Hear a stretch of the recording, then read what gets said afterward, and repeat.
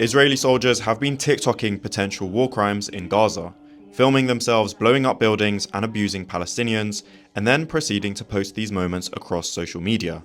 Now, an investigative documentary has been made into some of the Israeli war crimes committed in Gaza, and the evidence for the investigation was not hard to find.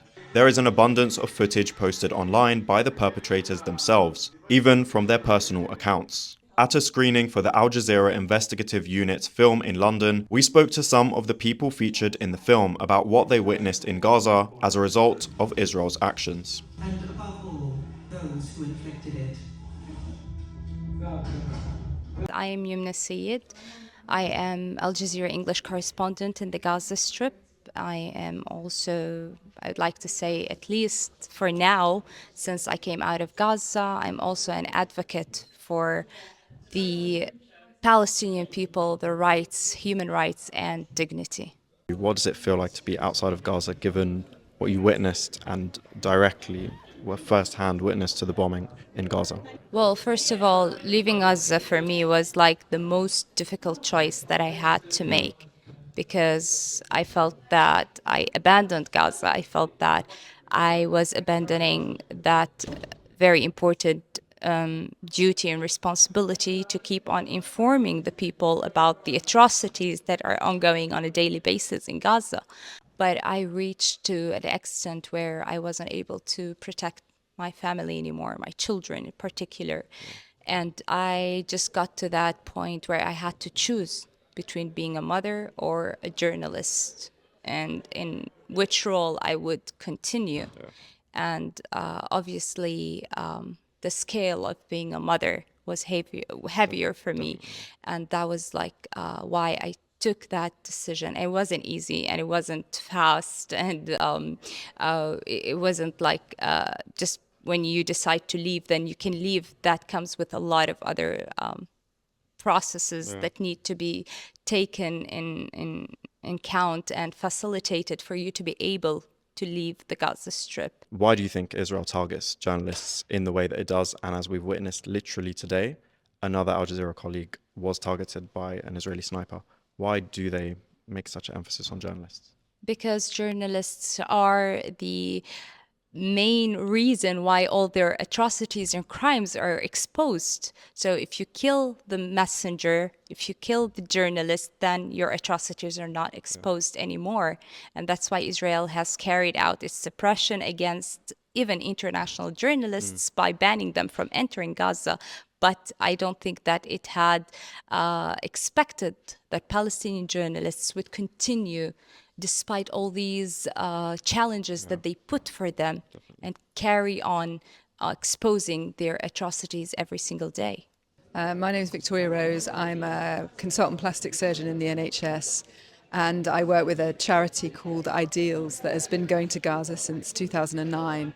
And since the war, I've been back to Gaza with Ideals in March for 2.5 weeks when we were at the European Gaza Hospital. And then I've just come back from a month at Nasser Hospital. I think when I was there, you don't really think about anything because there's just so much work to do, and you're just moving from case to case, seeing the next patient. I mean, it's just an enormous amount of work for a plastic surgeon, and I go with an orthopedic surgeon, and so we do a lot of joint work together.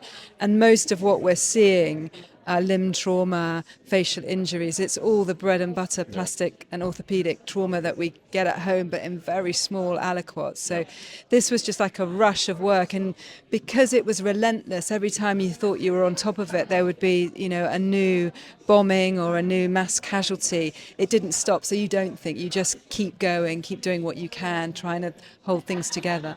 Can you tell us about the people? Tell us about the Palestinian doctors that you worked with, and tell us about the patients that you treated. The Palestinian medical teams are amazing. They are so resourceful and so pleased to see you when you get there. I had a team of medical students that worked with me at the European Gaza Hospital who were absolutely incredible. And without asking, now these aren't even doctors, but I had 8, and 2 of them would operate with me, 2 of them would run the wards, 2 of them would be on call, and at any time two of them would be off, and they just ran this rota, and they've been running it since January, and I'm there in March. I don't know how they found the resilience to keep going, but it's the same as, my anaesthetic colleagues. They, have been in a war situation since October, and they're still coming to work every day. I think they are amazing, and there is a view of the Palestinians, particularly in Gaza, that it's some sort of third world country, and that they're not the same sort of level of civilization as we are in the UK, and that's completely untrue. My colleagues have lost their homes, and I'm not talking about some little shack on the beach. I'm talking about 3-story villas, people that drove 2 cars, that had jobs in hospitals. All of that has gone. Very normal. Lives, All of that has gone, and they're still coming to work. They've had their families threatened. They are.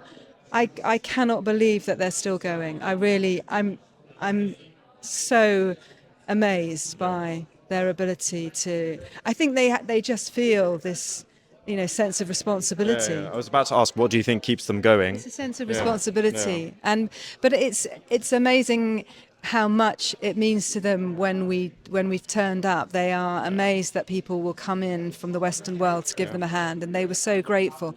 And that's almost embarrassing that they're that grateful to see us, because more of us would be there if the restrictions had been lifted. Let me just tell you that the past 10 months for me and for my family, since I came out of Gaza and then started, feeling that survival guilt that kept on eating me inside, I felt that I should not be here. This ongoing genocide needs me to be inside with my other colleagues and friends covering this. But there was nothing that I could do about it because I wasn't able to get back into Gaza. Do you think the world is listening to doctors enough? Doctors should have quite a bit of authority, but do you think the world is listening enough, and why do you think it is or it isn't? I don't think the world's listening enough at all. I don't think anybody in government has spoken to me about what I've seen or what I've been doing.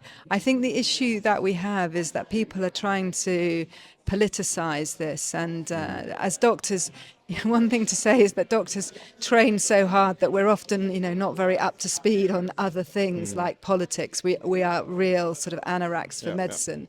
I'm not really interested in the politics of this now. I'm interested in the fact that young children are dying, and there are people in this age that do not have the human rights that they deserve.